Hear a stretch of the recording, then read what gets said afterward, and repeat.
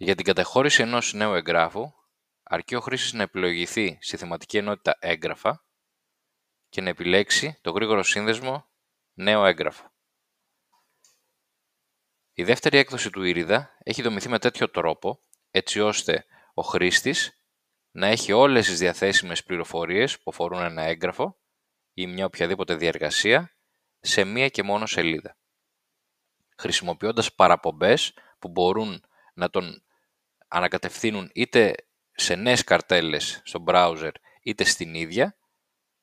Έγινε μια προσπάθεια να περιοριστούν τα clicks και ο χρήστης να μπορέσει γρήγορα και εύκολα να ολοκληρώσει την όποια εργασία επιθυμεί εντός του περιβάλλοντος της εφαρμογής.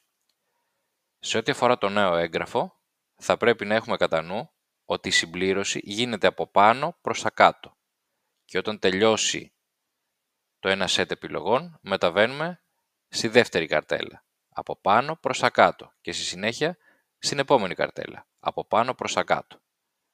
Και όταν ολοκληρωθεί η όλη επεξεργασία του νέου εγγράφου, αρκεί να επιλέξουμε την αποθήκευση από την εργαλειοθήκη που παρουσιάζεται στο πάνω δεξιά μέρος της σελίδας.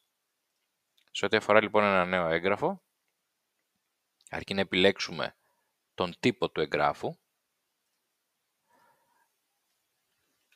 Μπορούμε να επιλέξουμε το φάκελο, το θέμα, την προτεραιότητα, τη διαβάθμιση, τυχόν παρατηρήσεις που μπορεί να έχουμε, οι οποίες δεν θα πρέπει το κείμενό τους να ξεπερνούν τους 500 χαρακτήρες. Ίδιος περιορισμός ισχύει και για το θέμα, όπου έχουμε 250 χαρακτήρες. Στη συνέχεια, αφού ολοκληρώσουμε, να προσθέσουμε ένα σχετικό έγγραφο, αν υπάρχει, διαφορετικά να ανεβάσουμε ένα αρχείο εκ νέου.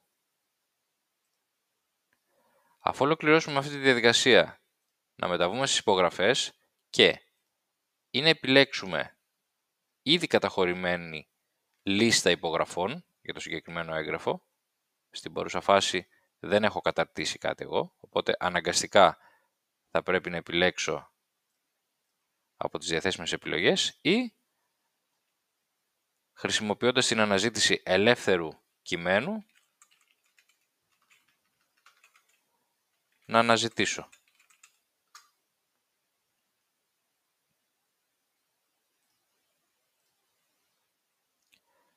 Εδώ αξίζει να σημειωθεί ότι σε αυτό το σημείο ο συντάκτης του εγγράφου επιλέγει αν αυτός που καλείται να υπογράψει και εμφανίζεται σε αυτή την περιοχή θα υπογράψει ή θα γνωμοδοτήσει.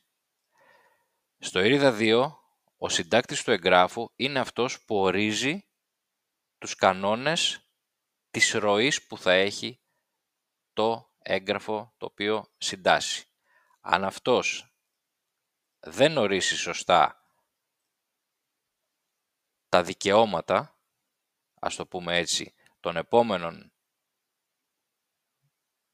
επιπέδων υπογραφής, τότε οι επόμενοι δεν θα μπορούν να αλλάξουν αυτό που έχει ο συντάκτης προορίσει. Ολοκληρώνοντας και αυτό το σημείο, προχωράμε στους αποδέκτες. Πάλι μπορώ να αναζητήσω αποδέκτη είτε μέσω αναζήτησης ελεύθερου κειμένου, είτε χρησιμοποιώντας μία από τις εξής επιλογές. Εδώ πέρα έχει συνταχθεί ένας πίνακας διανομής, τον οποίο μπορώ να τον χρησιμοποιήσω και να γεμίσω τη λίστα των αποδεκτών μου με ένα κλικ, χωρίς να χρειαστεί να τους καταχωρήσω έναν προς ένα. Και πάλι εδώ θα πρέπει να έχουμε υπόψη μας ότι ο χρήστης ορίζει τι ενέργειες θα κάνει ο αποδέκτης, αν είναι δηλαδή για κοινοποίηση ή για ενέργεια αυτού του εγγράφου. Αφού ολοκλήρωσα από πάνω προς τα κάτω και τις τρεις καρτέλες, προχωράω στην αποθήκευση.